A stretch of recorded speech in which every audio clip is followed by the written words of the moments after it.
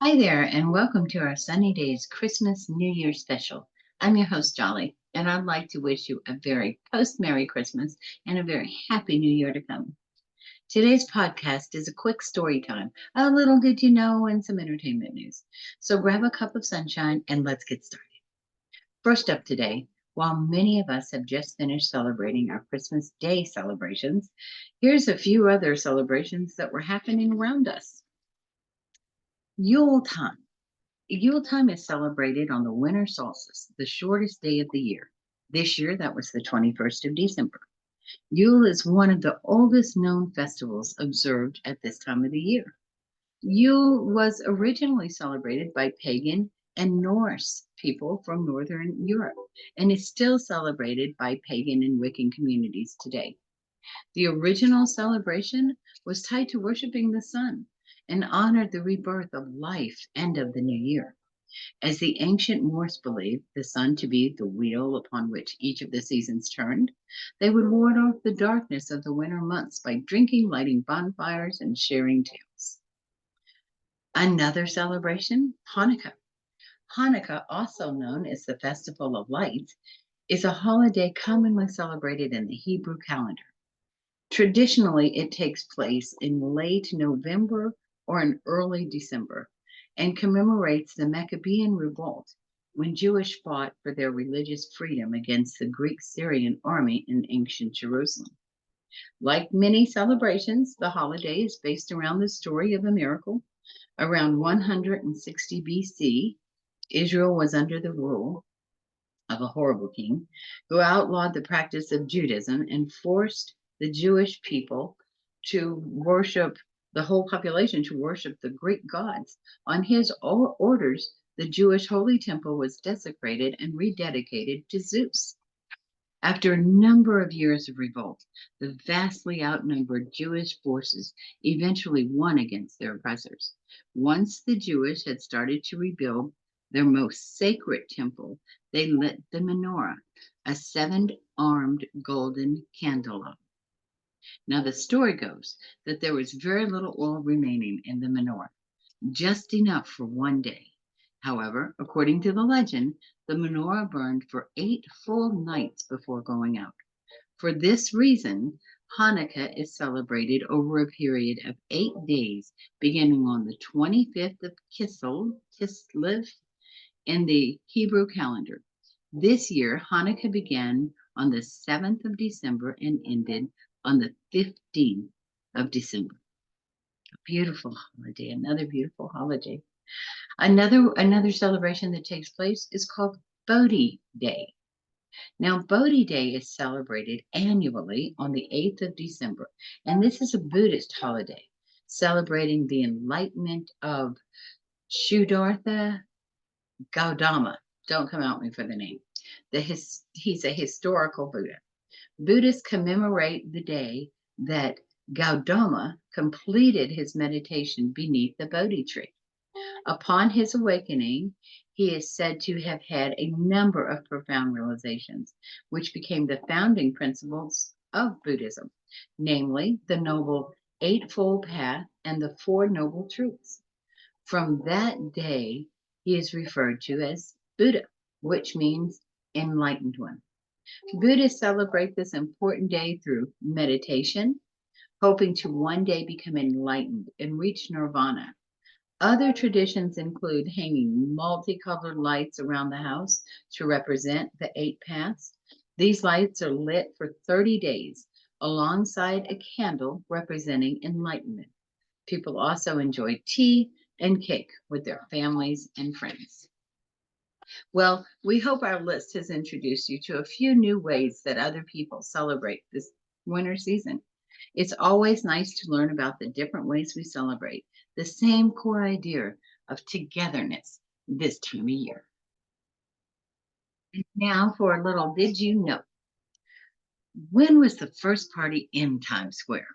Well, the first party in Times Square, New Year's party, was thrown for a newspaper.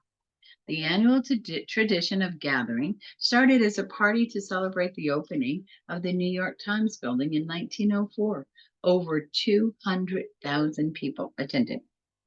Now, though parties have raged on, there wasn't an actual ball drop until 1907.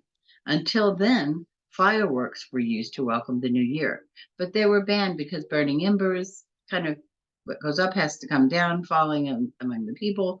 A ball being lowered on a flagpole was just a much safer bet. And it's been a spectacle every year since then, except during World War II. Wartime restrictions put the traditions on a pause in 1942 and 1943. Times Square revelers simply observed a moment of silence at midnight instead. And about that beautiful ball, who does that creation? A company called Waterford comes up with a new ball pattern every year. The sphere is made up of 2,688 crystal triangles and has over 32,000 lights. It also displays over 16 million color patterns, and it is so beautiful. Now, other places besides dropping the ball, what do? Well, Hershey, Pennsylvania, for example, drops a giant kiss to ring in the new year. Other Pennsylvania towns have traditions that play off their names. Like in Mechanicsburg, they drop a wrench. That's great. And in Dillsburg, they drop a pickle. While over in Key West, Florida, a drag queen descends in a shoe. The female impersonator, named Sushi, is lowered from a bar rooftop in a giant red high heeled shoe. This has been happening since 1996. Another tradition in Florida, in Miami, Florida, rings in the new year with an orange.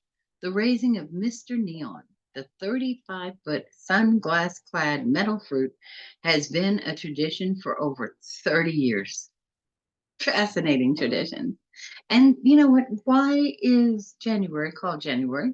Actually, I thought that was kind of deep. Do you know it's been widely reported that the month was named for the Roman god Janus?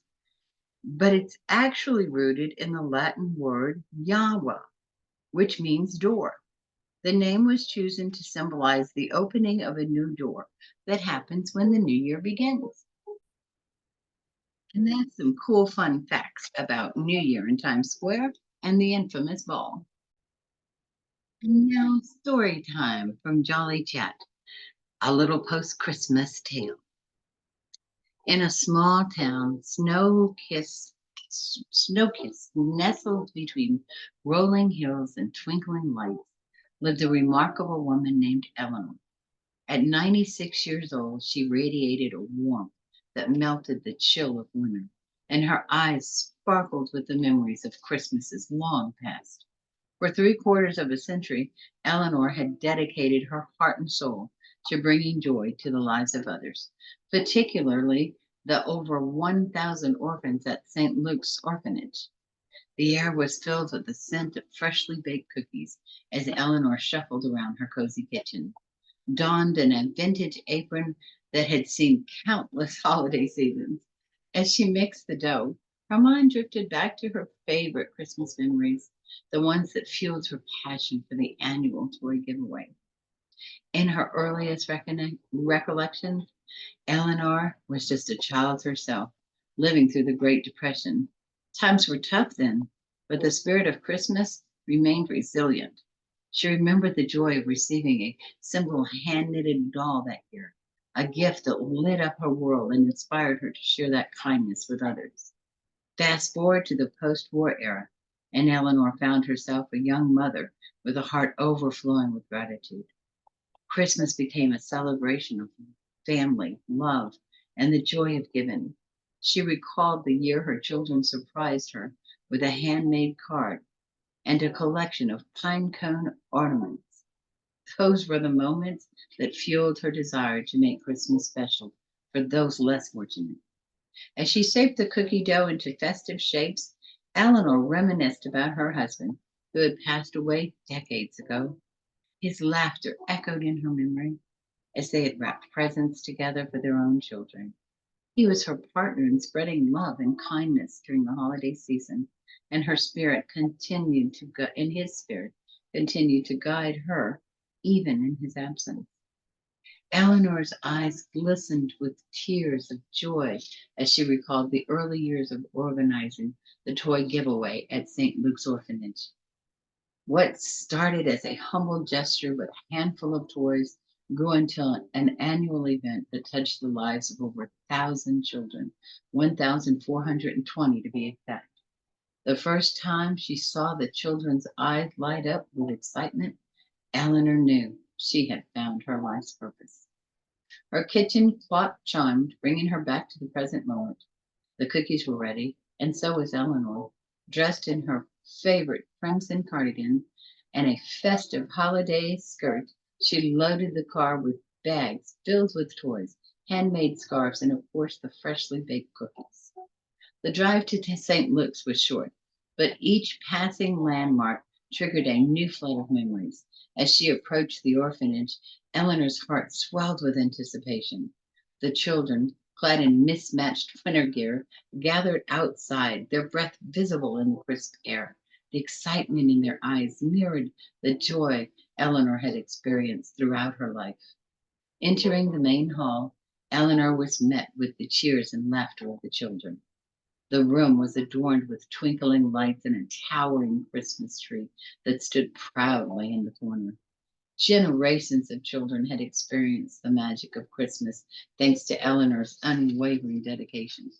The next hours were whirlwind of hugs and laughter and exchange of gifts.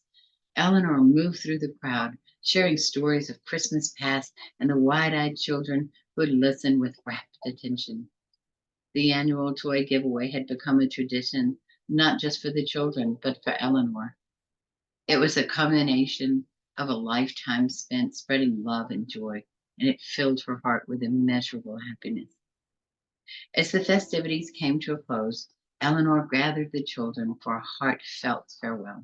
She thanked them for being part of her life, for allowing her to share in their joy, and for giving her purpose each and every year after year.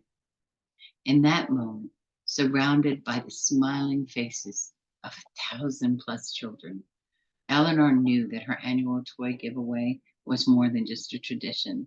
It was a legacy of love that would endure long after she was gone. As she made her way home, Eleanor reflected on the day's events, the memories of her favorite Christmases, the love of her family, the joy she had shared with countless others over the years, filled her with a profound sense of contentment. As she settled into her favorite armchair by the fireplace, Eleanor knew that for her, Christmas wasn't just a season, it was a lifelong journey of spreading love and creating cherished moments with generations to come. Now for some entertainment news. From the movie world comes Chicken Run. It's the poultry movie event of the year. 2 decades after organizing a feathery union and flying the coop, the heroes of Chicken's Run long-awaited sequel will hit Netflix on December the 15th, 2023. In a brief clip announcing the release date, we catch a glimpse of Ginger, played by Miss Newton, and Rocky, played by Mr. Zachary Levi, as they welcome a new little adventure into their lives. Also coming next year, March 2024, is Kung Fu Panda 4, due to be released March the 8th, 2024. It's been 8 years since Kung Fu Panda 3, but the squad will be back yet again for a new story that involves Po trying to find a new dragon warrior to face off against a new villain. And another quick mention in the music world to Miss Brenda Lee's Rocking Around the Christmas Tree. Ah, when you're rocking around that Christmas tree this holiday season, to Miss Brenda Lee's classic song that hit #1 spot on the Billboard's Hot 100, beating Mariah Carey's favorite, All I Want for Christmas Is You, you might not know that this iconic singer first recorded that song 65 years ago when she was just 13 years old. And today at 79, she's the oldest artist to top the chart. Here's a few facts about Miss Brenda. Did you know her nickname was Little Miss Dynamite?